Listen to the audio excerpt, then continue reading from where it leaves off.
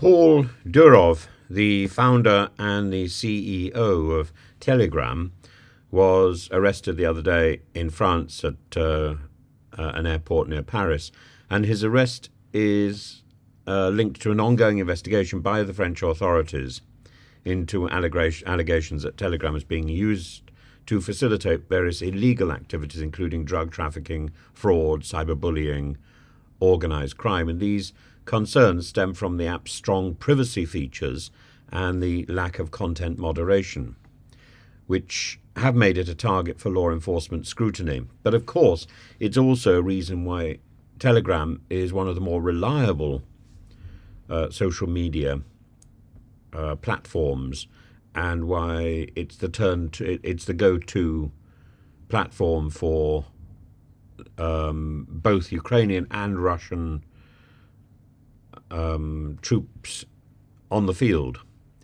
Durov was detained under an existing French warrant that was activated upon his entry into the country, and he's expected to appear in court soon to face serious charges which could potentially result in significant legal consequences, including a possible prison sentence of up to 20 years if convicted.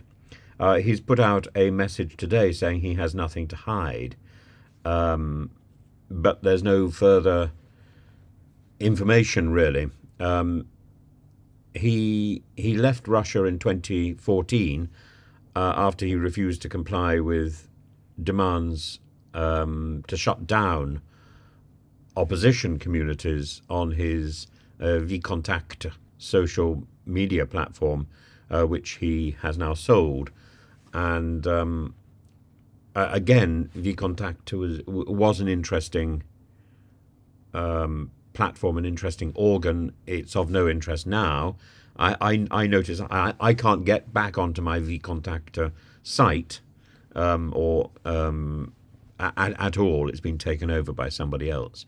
I'm not too worried myself. But if this is what's happened across the platform, it demonstrates the stability of the Russian system and the nastiness of the Russian system. The Russians also are irritated with Durov, as indeed are the British, as Telegram was used to rally the right wing during the riots. But I think one has to make a distinction between how Telegram is used and the fact that Telegram is a platform that guarantees privacy and seems to be above the fray. I worry about Durov's libertarian credentials and his shirts off poses, but nevertheless, he seems a different model of individual than Elon Musk, and we'll get to that. The encrypted application Telegram is, with close to 1 billion users, particularly influential in Russia and Ukraine, and indeed the former Soviet Union. And when Durov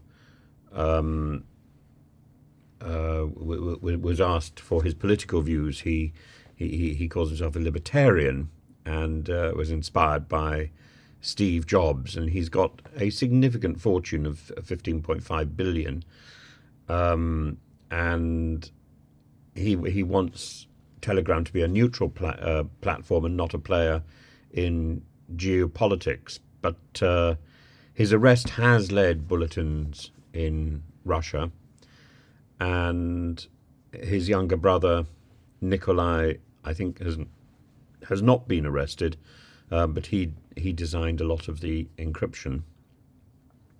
I would rather be free than take orders from anyone, he said. And he's been described in Russia as a political prisoner, a victim of a witch hunt by the West. But this is, a lot of this is about control, and a platform which is committed to privacy and free speech, I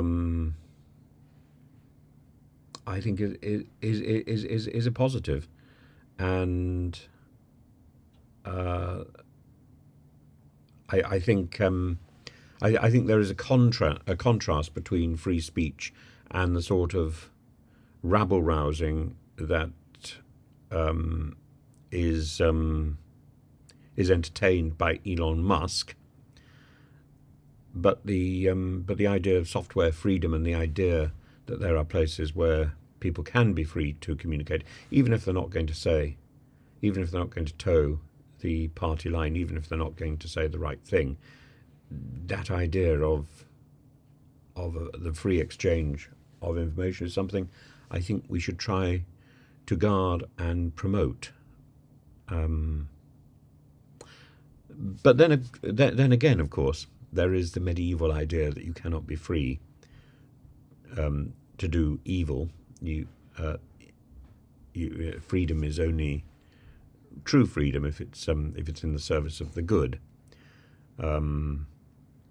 But I think a quick contrast between Elon Musk and Durov is of value, and Durov comes out of this looking significantly fresher and cleaner than the highly soiled Elon Musk.